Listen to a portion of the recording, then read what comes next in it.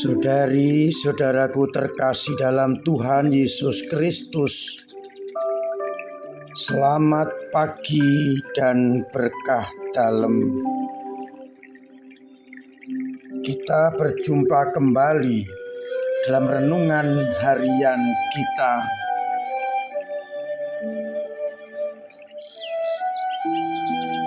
Senin 12 Desember 2022.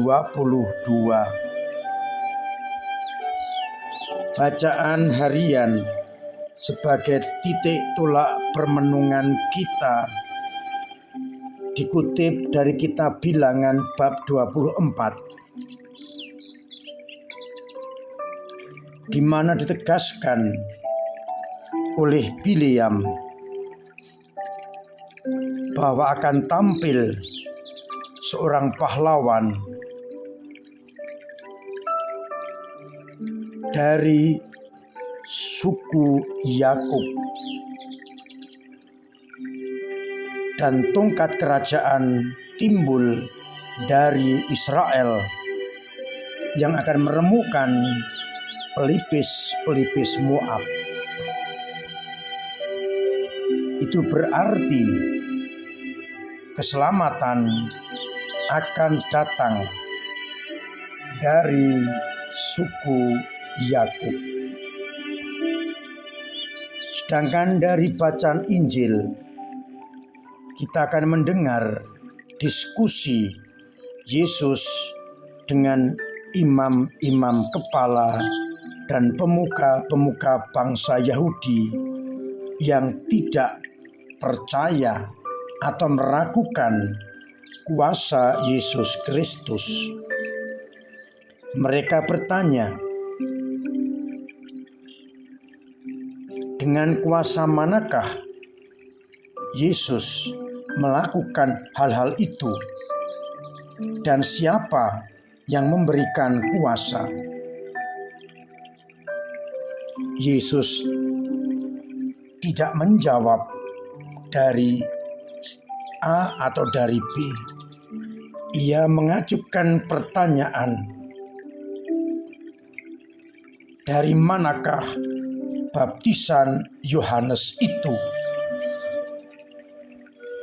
Dari surga atau dari manusia?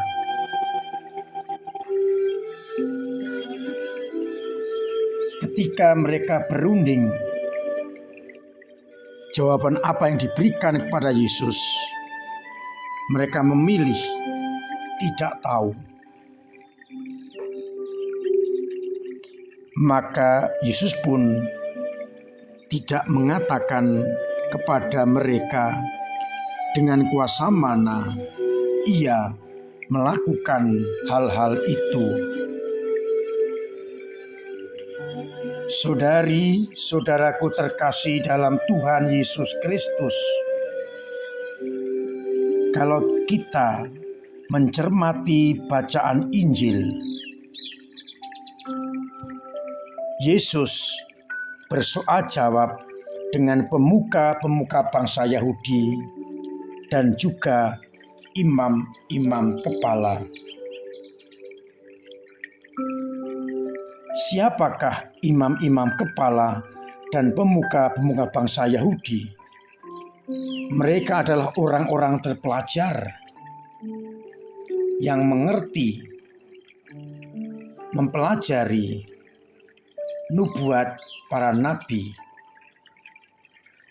Mereka mengerti kitab-kitab perjanjian lama yang salah satu intinya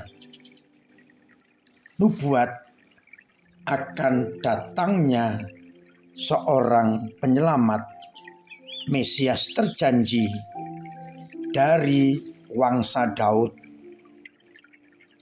dari keluarga Yakub,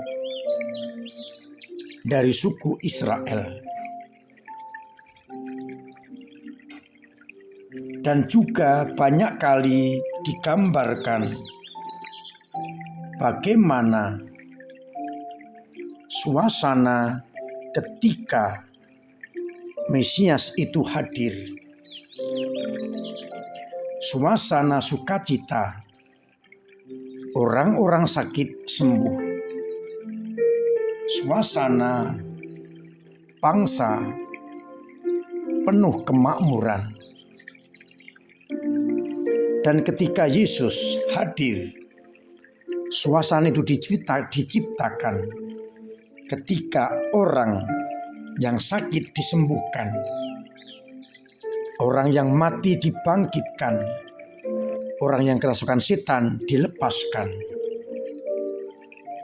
Tanda-tanda itu menunjukkan terpenuhinya nubuat para nabi. Namun karena para imam kepala, pemuka bangsa Yahudi tidak percaya akan Yesus, maka mereka bertanya untuk menguji, dari manakah kuasa itu? Dan dengan kuasa mana pula Yesus melakukan hal-hal itu?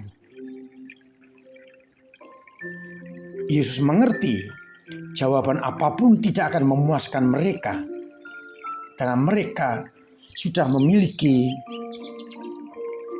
pola pikir sendiri, disposisi yang tidak baik, tidak percaya.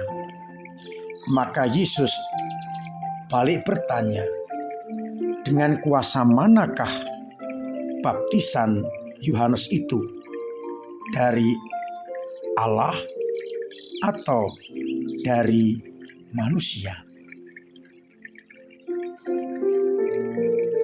Dari surga ataukah dari dunia?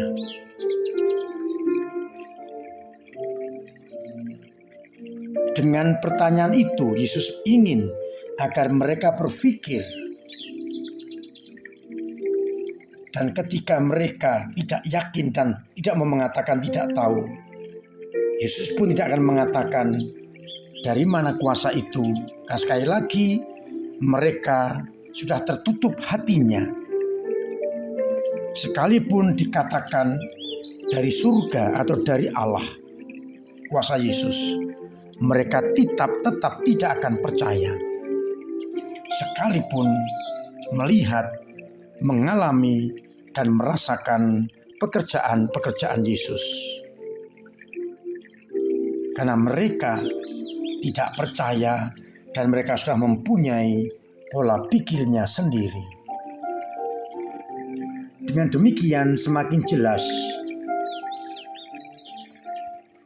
bahwa pola pikir manusiawi bisa menghalang-halangi karya Allah seperti yang dilakukan oleh orang-orang Israel. Sekalipun dalam bacaan yang pertama sudah dinubuatkan oleh Bileam akan muncul seorang pahlawan, akan muncul seorang yang hebat, bintang terbit dari Yakub dan tongkat kerajaan dari Israel. Dan itu terpenuhi dalam pribadi Yesus Kristus yang digambarkan oleh Bileam.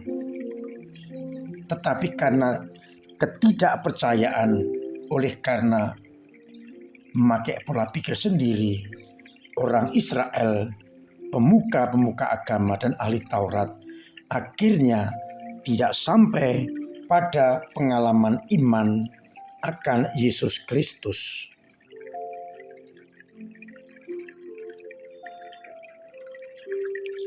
Kita juga telah melihat pengalaman-pengalaman karya-karya Allah pada masa kita ini.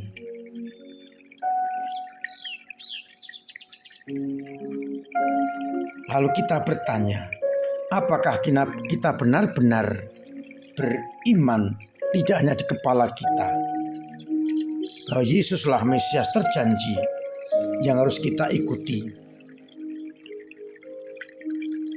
Mengikuti Yesus dan beriman kepadanya berarti hidup kita arahkan kepadanya. dan kita selalu mengikuti kehendak-Nya. Karena kita yakini Dialah Mesias terjanji. Kita mencoba untuk merasakan kasih Allah lewat karya-karya yang kita kenal sampai hari ini, lewat peristiwa atau perjumpaan dengan pribadi-pribadi yang merupakan karya-karya Allah. Semoga akhirnya kita dimampukan untuk benar-benar hidup selaras dengan kehendak Allah yang dinampakkan dalam Yesus Kristus yang kita alami sampai hari ini.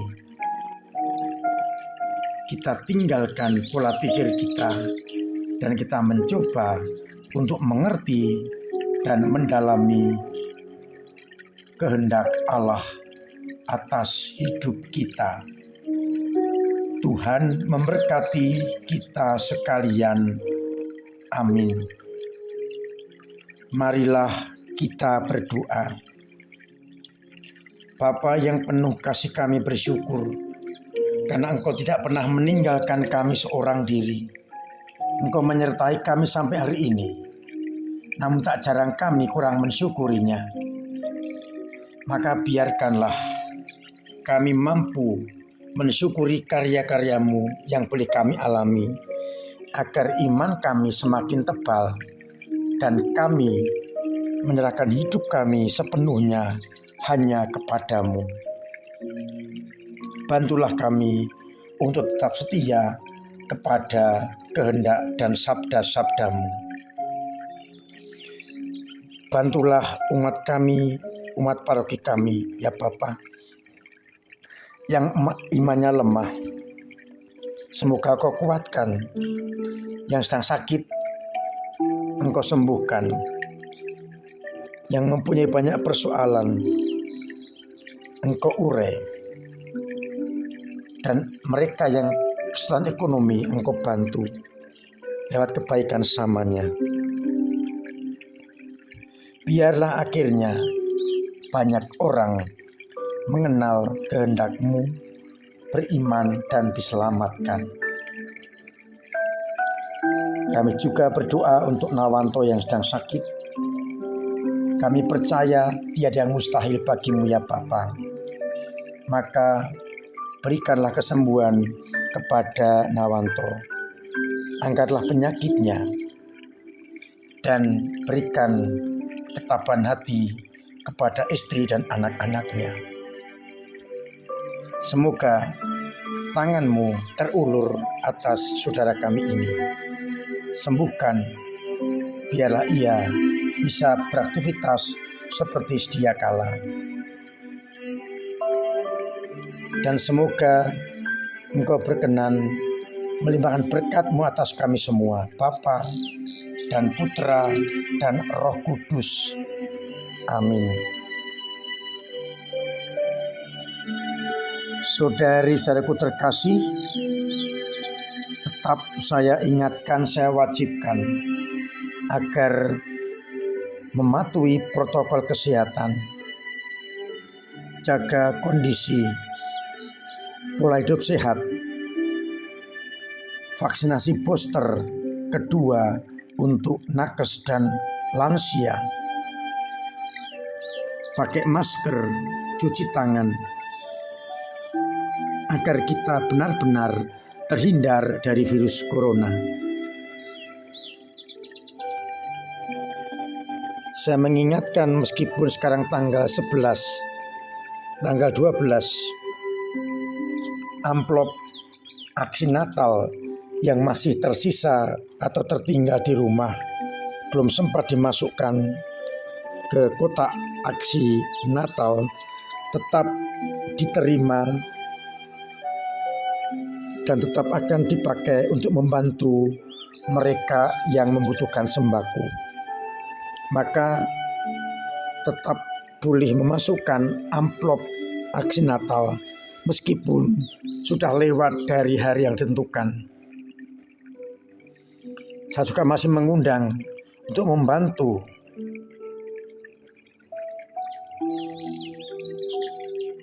biaya pembangunan dengan aksi kita. Terima kasih kepada panjenengan yang sungguh dengan cara masing-masing, entah dengan menambah kolektif pembangunan atau transfer pembangunan demi segera terwujudnya gedung serbaguna kita.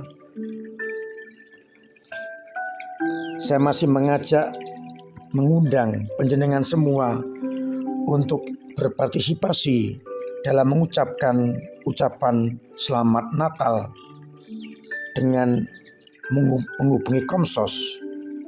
Ucapan akan ditampilkan pada monitor televisi kita. Umat luar paroki pun kalau berkenan juga boleh tetap mengucapkan selamat Natal. Hasil Natal ini akan dipakai untuk menambahkan dana pembangunan kita, sehingga semakin mempercepat pembangunan. Akhirnya saya mengucapkan selamat pagi, selamat merenungkan, salam sehat, Tuhan memberkati.